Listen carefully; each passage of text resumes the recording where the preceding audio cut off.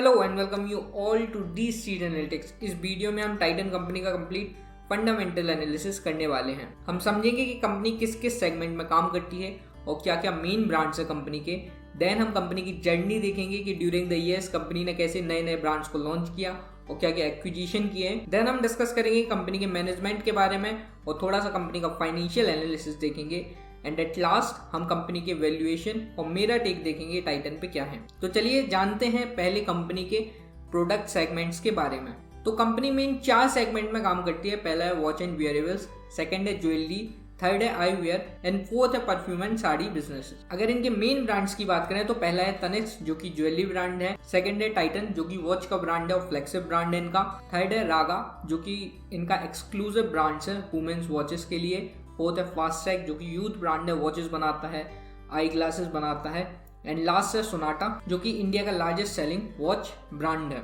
थोड़ा सा product categories के हिसाब से इनके ब्रांड्स को देख लेते हैं, तो स्क्रीन पे थोड़ा सा ध्यान दीजिए। सो नाउ आपकी स्क्रीन पे जो ब्रांड्स दिख रहे हैं इसकी कैटेगरीज पहला है वॉचेस, सेकंड है ज्वेलरी, थर्ड है eyewear and fourth perfumes and sari business. तो अगर वॉच में देखेंगे तो इनका मेन लग्जरी ब्रांड है फेवरे ल्यूबा जो कि 1960-70s के बीच में हाउस होल्ड ब्रांड था, बट 2016 में अगेन टाइटन ने इसको लॉन्च किया है एंड वील सी कि क्या है। तो इनकी लग्जरी वॉचेस ब्रांड में है ये।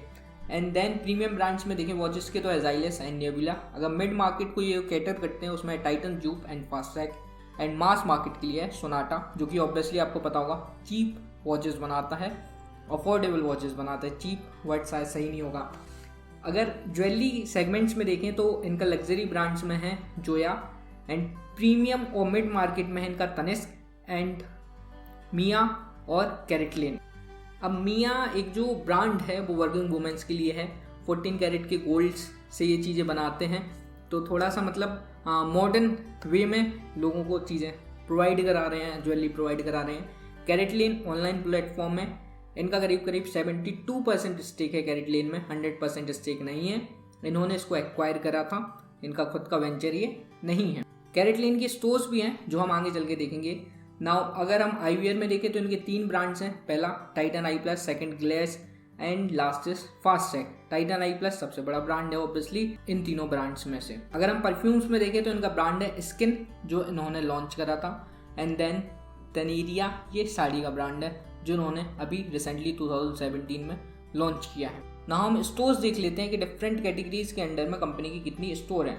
तो तनिष्क के अंडर में कंपनी की 335 स्टोर है जो कि 218 टाउन्स में है। जोया में 4 स्टोर्स है इन 3 टाउन्स। कैरेटलेन की 117 स्टोर्स हैं इन 44 टाउन्स। देन आप देख सकते हो कि मिया की 40 स्टोर्स हैं। WOT मतलब वर्ल्ड ऑफ टाइटन्स की 511 स्टोर्स हैं। टाइटन आई प्लस की करीब 599 स्टोर हैं एंड टोटल इनकी करीब 1909 स्टोर्स है। तो आप कई बार सुनते होंगे कि टाइटन की 1900 स्टोर्स हैं, तो उसका आपको आज ब्रेकडाउन यहाँ पे मिल चुका है कि किस ब्रांड के अंदर में कितनी स्टोर्स हैं एक्चुअली टाइटन के पास। नाउ हम टाइटन की जर्नी जान लेते हैं कि टाइटन की शुरुआत हुई कैसे। तो Titan as a watch company शुरू हुआ 1984 में। टिडको और टाटा के बीच में ये ज्वाइंट वेंचर था। तो सबसे पहले इस कंपनी का नाम था टाइटन वॉचेस जब ये इनकॉर्पोरेट हुई। देन इसका नाम हो गया टाइटन इंडस्ट्रीज और आज जो आप इसका नाम जानते हैं, फिर एंड में इसका नाम चेंज हुआ टाइटन कंपनी लिमिटेड।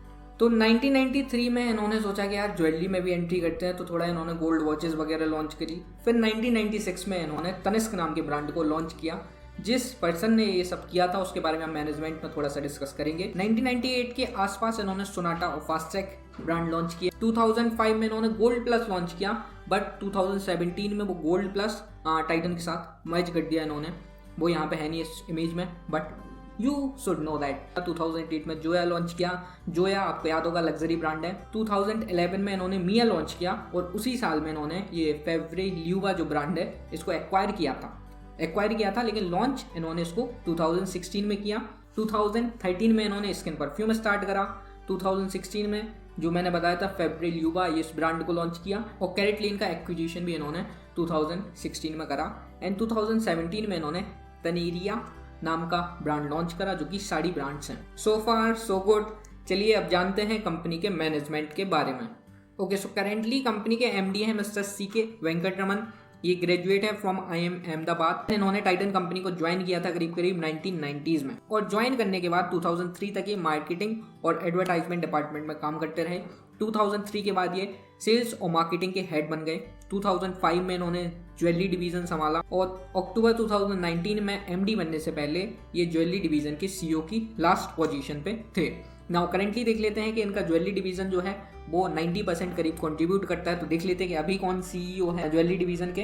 तो मिस्टर अजय चावला अभी इसके CEO हैं। इन्होंने अभी 1990s में इस कंपनी को ज्वाइन किया था। तो अब जो मेन बात मुझे मैनेजमेंट में अच्छी लगी कि ये बहुत लंबे समय से इसी कंपनी में है। So that is the very good thing. इसके साथ साथ मैं 2 और पर्सन के बारे में डिस्कस करना चाहूँगा। पहले है मिस्टर भास्कर भट्ट, जो मिस्टर CK वेंकट रमन के पहले इस कंपनी के MD थे। सो 2002 से 19 के बीच में ये कंपनी के MD थे। इस बीच में बहुत सारे एक्विजिशन किए और कई ब्रांड्स लॉन्च किए, जो कि आपने वहाँ पे देखा था जब हमने कंपनी की जर्नी डिस्कस करी थी।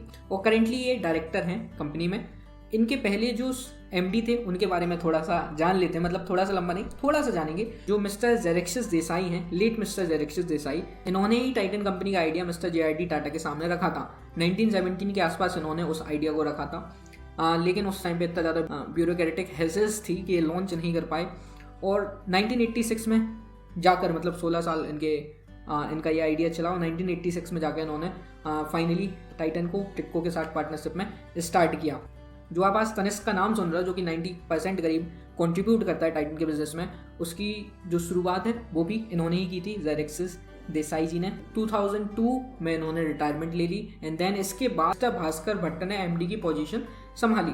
So now let's discuss about financial analysis of Titan. Company की जो सेल्स थी 2012 में करीब 9,000 करोड़ थी, उससे बढ़कर 2020-21 में ये 22,000 करोड़ के आसपास हो गई। अगर प्रॉफिट की बात करें तो कंपनी का प्रॉफिट 2012 में 600 करोड़ से प्रॉफिट 2021 में घटकर ये 1000 करोड़ के आसपास हो गया। आपकी स्क्रीन पे ये फिगर्स जरूर आ रहे होंगे। अगर हम सेल्स ग्रोथ की बात करें तो लास्ट 5 ईयर्स में सेल्स ग्रोथ हुई है कंपाउंडेड 40% की, और लास्ट 5 ईयर्स में प्रॉफिट ग्रोथ हुई है करीब 7% की। ऑब्वियसली 2020-21 के इसमें फिगर इंक्लूडेड है, तो ये ग्रोथ थोड़ा सा कम लग सकती है आपको। और जो टाइटन के बारे में आपको बात जानने की ज़रूरत है, ये है कि जो टाइटन है वो ऑर्गेनाइज मार्केट में जो इसका ब्रांड है तनिष्क, ये मार्केट लीडर है। सेल्स में मार्केट लीडर है और प्रॉफिट में तो ऑब्वियसली स्टनिंग मार्केट लीडर है ये। Okay, so we have seen profit क्या था एंड सेल्स ग्रोथ कैसी हुई, लेकिन ये जो रेवेन्यू आ रहा है किस सेगमेंट से कितना आ रहा है ये भी तो देखना है। तो चलिए अब थोड़ा सा देखते हैं कंपनी का रेवेन्यू सेगमेंटेशन। जो आप ये फिगर्स अपनी स्क्रीन पे देख रहे हैं, ये एक्चुअली टोटल इनकम है, मतलब इसमें अदर इनकम भी इंक्लूड है रेवेन्यू फ्रॉम ऑपरेशन के साथ साथ। सो ये फिगर्स कंपनी में प्रोवाइड किए हैं, तो चलिए देखते हैं। तो वॉचेस एंड वेयरेबल्स में करीब 1500 करोड़ का रेवेन्यू आया, ज्वेलरी से 19,000 करोड़ का, IVR से 375 करोड़ रुपीज़ का, अदर्स से 457। अदर्स में क्या क्या इंक्लूड है, तो अदर्स में जिनके फ्रेग्रेंस और इंडियन वेयर्स मतलब साड़ी का ब्रांड है। सो अगर आप इसका परसेंटेज वाइज कैटेगराइजेशन देखो, करीब 7% वॉचेस से आया, 88% ज्वेलरी से आया, IVR से आया करीब 1.7% एंड अदर्स से आया 2.09% एंड अनएलोकेटेड रेवेन्यू था करीब 0.4% का। साइड में आपको प्रॉफिट्स भी दिख रहा होगा। वॉचेस एंड वियरेबल्स 2020-21 में लॉस में था। गोल्ड सेगमेंट ही केवल, गोल्ड और IVR सेगमेंट ही केवल प्रॉफिट में था। अगर हम मार्जिन्स की बात करें तो थोड़ा सा हम मार्जिन्स देख लेते हैं। तो आपको थोड़ा राइट हैंड साइड में फोकस करना है। FY21 में तो कंपनी का जो बिट मार्जिन्स थे, मतलब earning before interest and tax margin, मतलब इसमें इंटरेस्ट एक्सक्लूड नहीं है अभी, तो ज्वेलरी में थे करीब 9.8% के FY21 में। लेकिन आपको ध्यान रखने की ये ज़रूरत है कि FY20 में थे करीब 12.3% के। तो ऑब्वियसली कोविड की वजह से इनकी मार्जिन यहाँ पे डाउन हुए हैं। वॉचेस में नेगेटिव में मार्जिन है एंड IVR में 6% के मार्जिन है। ओवरऑल इनका मार्जिन 11.2% से घटकर 8% आ गया कोविड की वजह से। और कंसोलिडेटेड बेसिस पे अगर देखो तो 10.7% से घटकर 7.5% आ गया। कंसोलिडेटेड में इनकी ये जो सब्सिडीज हैं कैरेटलेन और टील, ये भी इंक्लूड हो जाएंगे। अब थोड़ा सा प्रोज एंड कॉन्स देख लेते हैं टाइटन के बारे में। तो पहला प्रो तो टाइटन के लिए ये है कि ये वॉच सेगमेंट में मार्केट लीडर्स हैं। सेकेंड, ये ज्वेलरी सेगमेंट में जो ऑर्गेनाइज मार्केट है उसमें भी ये मार्केट लीडर हैं और प्रॉफिटेबल बहुत अच्छी तरीके से हैं as compare to their peers. Third thing जो मुझे अच्छी लगी, बहुत अच्छी लगी, कि इनकी जो मैनेजमेंट है वो मुझे बहुत ज़्यादा सस्टेनेबल मॉडल लगा। So that's a huge thumbs up from my side. Next thing जो इनकी ग्रोथ है वो धीरे धीरे है लेकिन कंटिन्यूअस ग्रोथ है, ऐसा नहीं हो रहा है कि ग्रो नहीं कर रहे हैं। 21 में FY21 में ऑब्वियसली कोविड की वजह से ग्रो नहीं कर पाए, बट अगर आप हिस्ट्री उठा के देखो तो ये बहुत अच्छी प्रॉफिटेबल कंपनी रही है।